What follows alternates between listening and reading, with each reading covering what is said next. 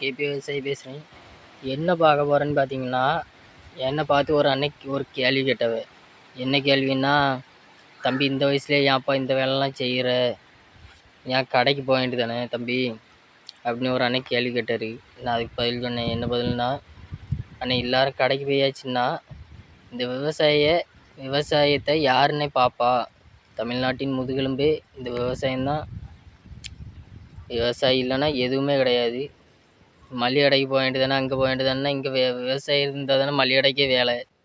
காய்கறி கடைக்கும் மளிகை கடைக்கும் விவசாயி இருந்தால் தான் வேலை." அப்படி சொன்னேன். அண்ணே சரிதான்ப்பான்னு சொன்னார். என் கூட தான் வேலை செய்கிற அப்புறம் அவரே அந்த கேள்வி கேட்காரு. அப்படின்னா பார்த்துக்கோங்களேன் உலகம் எங்கே போயிட்டுருக்கு. நீ